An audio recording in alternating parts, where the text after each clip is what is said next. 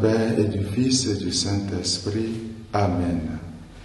Viens, Esprit de sainteté, viens, Esprit de lumière, viens, Esprit de feu, viens nous embrasser. De l'Évangile de Jésus-Christ selon saint Matthieu. Après le départ des mages, voici que l'ange du Seigneur apparaît en songe à Joseph et lui dit: Lève-toi, prends l'enfant et sa mère et fuis en Égypte. Reste là-bas jusqu'à ce que je t'avertisse, car Hérode va rechercher l'enfant pour le faire périr. Joseph se leva dans la nuit, il prit l'enfant et sa mère et se retira en Égypte, où il resta jusqu'à la mort d'Hérode, pour que soit accomplie la parole du Seigneur prononcée par le prophète. D'Égypte, j'ai appelé mon fils.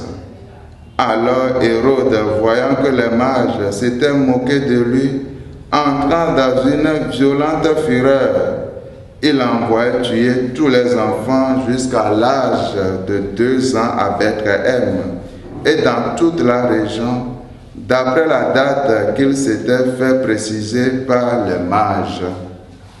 Alors fut accomplie la parole prononcée par le prophète Jérémie. Un cri s'élève dans Rama, pleurs et longues plaintes. C'est Rachel qui pleure ses enfants et ne veut pas être consolée, car ils ne sont plus. Acclamons la parole de Dieu. Louange à toi, Seigneur Jésus. Chers fidèles du Seigneur, l'Église nous donne l'occasion en ce jour de célébrer le martyre des saints innocents. Alors, les textes de ce jour, ou bien l'évangile de ce jour, nous permettent de méditer sur la vie de Hérode. Hérode qui est un roi jaloux, égoïste, violent, puissant et meurtrier. Il n'hésite pas à tuer tout ce qui pourrait constituer un obstacle pour son pouvoir. Pour préserver ses intérêts, il n'hésite pas à faire mourir des enfants innocents. Bien-aimés dans le Seigneur et en humanité, nous devenons tous Hérode lorsqu'il nous arrive d'empêcher les autres de parvenir au seuil que nous avons atteint.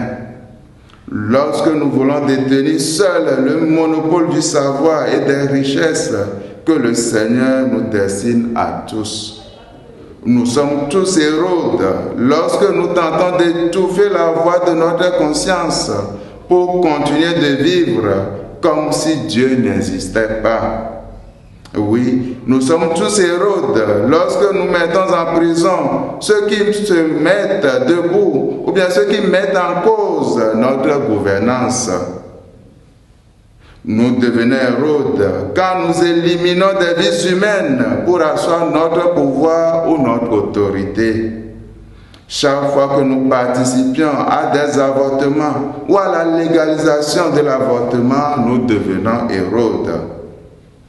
Nous devenons une fois encore Hérode chaque fois que nous tentons d'empêcher le salut de Dieu de parvenir aux autres.